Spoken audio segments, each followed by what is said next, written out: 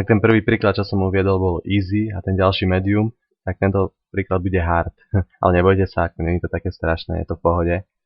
Tak úloha je takáto, že máme zostrojiť res kocky rovinou alfa, ktorá je určená pod kolom. Ešte v zadaní je to takto, že bod L leží tu, leží bod K a bod M leží tu. Takže ako na to? Takže zasa začneme týmto prvým krokom, že spojiť dva body ležiace v jednej rovine, takže zasa prehľadávame všetky strany tejto kocky a tam, kde sa nachádzajú tie dva body, teda nejaké, no z tejto, tie, ktoré tvoria túto rovinu alfa, hej, tak jak na nejakej strane ležia nejaké dva body z týchto, tak ich jednoducho spojíme. Tak prehľadávame, ja som našiel túto stranu, FGH, hej, ležia tu body L a K, takže ich môžeme kľudne spojiť. No, ďalej ešte hľadám, neviem ako vy, ale ja už nevidím žiadnu stranu, kde by ležali dva body z tejto roviny, takže môžeme prejsť na krok 2. Znamená urobiť rovnobežku, takže zase zoberieme si tú stranu, kde sme už spojili dva body, čo je táto FGH. A nájdeme k nej stranu, ktorá je s ňou rovnobežná, hej. Tu máme túto stranu a k nej rovnobežná je jedine len táto strana. Teraz by sme teda mali spraviť rovnobežku na tejto strane, teda rovnobežnú priamku s touto, hej, alebo rovnobežnú úsečku s touto úsečkou. No lenže, ak si spomenieme, v predchádzajúcom príklade sme tu mali ešte nejaký ten bod, hej, tej našej zadanej roviny, cez ktorý musela tá priamka prechádzať tá rovnobežka, lebo teraz by sme tú rovnobežku mohli kľudne urobiť tu, takto, že by išla, lebo bola by rovnobežná s touto, hej, môžeme ju kľudne dať sem, hej, máme nekonečne veľa možností, kde ju môžeme umiestniť a nemáme jednoznačne určené, že kadiaľ by mala ísť, lebo napríklad situácia by bola iná, keby tento bod M napríklad ležal tu, hej, tedy by sme už v pohode mohli rovnobežku zostaviť, išla cez ten bod M, hej, takto. Hej, tu by bola. Lenže teraz na tejto spodnej strane ABCD nemáme žiaden bod. To znamená, že nemôžeme urobiť ani krok 2, takže si poradíme krokom 3. Ja ho nazvem, že predĺžovanie. Tento tretí krok spočíva v tom, že si nájdeme nejakú stranu tejto kocky, kde sme už spojili dva body, hej. To je napríklad táto strana FGH a je jediná, iná to už taká nie je. Čiže tu sme spojili bod L a K, hej. Takže už tu máme takúto čiaru urobenú a nájdeme si hrany tejto strany, ktoré neobsahujú, ktoré nemajú žiadny vyznačený bod. Ako napríklad táto hrana EH má tu vyznačený bod L, hej. Táto hrana HG má bod K vyznačený. A tieto hrany EF a FG sú prázdne, hej.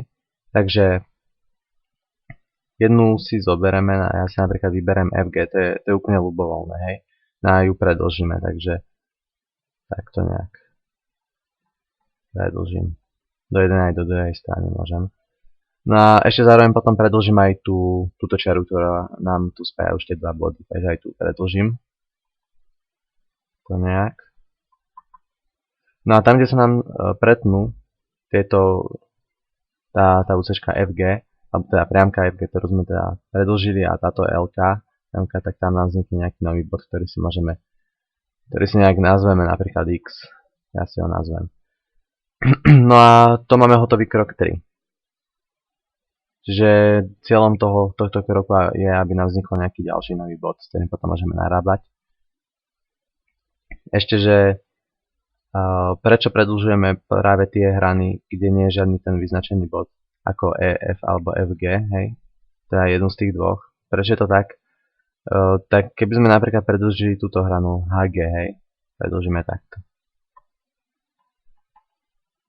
Tak táto žltá čiara by sa nám s týmto HG vlastne sa pretína len v tom bode K, hej, takže by sme nedostali nový bod, lebo to K tam už bolo, hej, keby nám to bolo nič platné.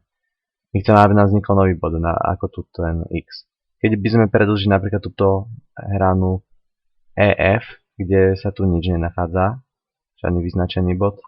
Hej, takto, no a tu sa nám tu už pretne s tou žltou, hej, tu by nám už vznikol nový bod. Môžem aj to kľudne urobiť, ale ja si to nechám na neskôr, iba ak to budem potrebovať. Stačí zatiaľ, že tu vznikol ten bod X, takže dám to späť. No a keď sme urobili krok 3, tak sa naspäť vraciame na krok 1, čiže spájame ďalšie, zasa dva body, ktoré sú na tej jednej strane. Hej, takže hľadáme strany. No a našiel som stranu BCFG. Na tejto strane sa nachádza bod M a zároveň aj bod X. Hej, lebo ten X, už som hovoril, je síce takto mimo kocky, ale on sa nachádza ako keby na tejto hrane FG. Hej, táto hrana leží na strane EFGH a na strane BCGF. Hej. Na tejto strane sa nachádza, hej, tu máme aj bod M, aj ten bod X, takže ich takto môžeme spojiť. Keď sa nám nejaká tá spojnica alebo čiara, ktorou spájame tie body pretne s hranou kocky, tak nám vždy vznikne vždy si vyznačíme ten bod, hej, ktorý nám vznikne na tej hrane. Hej, napríklad Y. No a máme ďalší bod. No a stále pokračujeme v kroku 1, hej. Krok 1 stále opakujeme, až keď nie sme nútení urobiť nejaký ďalší krok. Takže stále hľadáme nejakú tej strany kocky, kde by sme ešte mohli spojiť dva body. A ja tu ešte vidím túto zadnú CDGH, kde máme bod K a Y. Takže tie môžeme tiež spojiť. Tak. No a už tu nevidím žiadnu stranu, kde by sme mohli spojiť dva body, tak môžeme prejsť na krok 2. Prejdeme na krok 2. Znamená, že urobiť rovnobežku teraz môžeme. Takže zasa pozrieme si hrany, kde už sme spojili dva body, hej, kde už, inými slovami povedané, kde už máme nejakú tú žltú čiaru. Takže na tejto hornej strane EFGH už máme spojené L a K, takže to je jeden z kandidátov. Potom na tejto BCGF tiež máme už žltú čiaru, hej, máme spojené M a Y, aj na tejto zadnej CDGH máme spojené K a Y. Tak ľubovoľnú z týchto strán si môžeme vybrať. Ja si napríklad vyberiem túto hornú EFGH. Vyberiem si túto, nájdem si stranu, ktorá je k nej rovnobežná, a to je tá oproti, čiže táto spodná ABCD. No a teraz sme sa dostali vlastne do tej istej situácie, čo aj predtým, že zasa tú rovnobežku tu nemáme tu daný žiadny bod, hej, na tejto spodnej strane, čiže nevieme, kde tú rovnobežku máme urobiť, hej, či sem zasa stále máme nekonečné možnosti, takže dobre.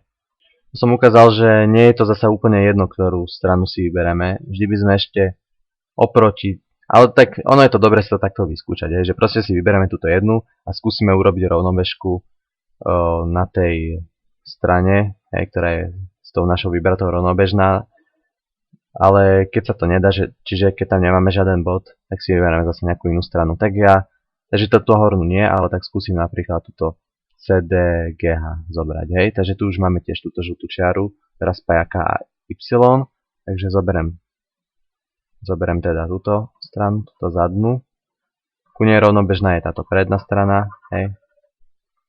No a tuto už vyzerá nádejne, pretože na tejto prednej strane EF máme bod M. Takže tu už môžeme urobiť, tu už vieme, kde máme, kadiaľ bude prechádzať tá rovnobežka s touto, hej, takže takto. Ja. Približne rovnobežná, hej, a to s touto. Takže ide cez ten bod M. Tu predložíme, hej. A zase, kde sa nám pretne s tými hranami kocky, táto priamka, tam si vyznačíme ďalšie body, ktoré nám vznikli, takže tu nám vznikne bod napríklad Q a už sa nám nikde nepretína. Toto, aby sa nikto nepomýlil, tak toto sa samozrejme nepretína, hej, lebo táto priamka leží na tejto strane ABF, hej.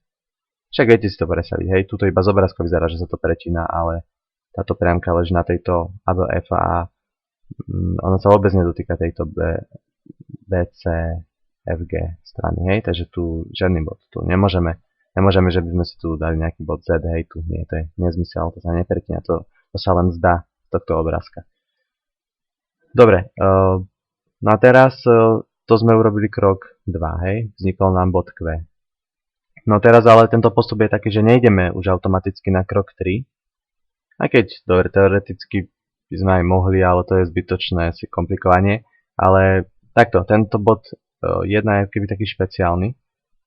No a keď urobíme nejaký hociaký krok pod ním, napríklad krok 2 alebo krok 3, tak vždy sa vraciame na krok 1. Takže sme urobili krok 2, tak nejdeme na krok 3, ale ideme naspäť na krok 1. A krok 1 stále robíme, pokiaľ môžeme. Takže krok 1 hľadáme strany, kde môžeme spojiť dva body. Ja tu vidím takúto stranu A, D, E a H, kde môžeme spojiť body Q a L. Alebo obidva body na nej ležia, takže spojíme takto. No a toto je výsledok. Už máme uzatvorený útvar, túto plochu. Toto je ten rez, ktorý sme hľadali. No a ešte na záver tohto príkladu by som rád spomenul, že keď máme ten rez, keď nám takto vznikne tá plocha, ten útvar uzatvorený, tak všetky tieto body, ktoré ho tvoria, ležia na hranách kocky, ako si môžeme všimnúť, hej, všetky tieto body. K, Y, hej, M. Musí to tak byť, hej. Napríklad, keby sme to mali takto, že by sme nemali spojené to K a Y a že by sme to akože takto zvýraznili, že toto je ten rez, hej, tak to by ešte nebolo akože dokončené, hej. To nemôže byť, lebo by sme to teraz mali takto, že takýto útvar, že Y, M, Q, L, K, X, Y, ale toto X neleží na hrane tej kocky, hej. Že preto to musíme tak, že spojíme tieto dva body a ten rez je len toto, len potiaľto. Hej? Že ten rez je jednoducho tvorený len tými bodmi, ktoré ležia na hranách tej kocky.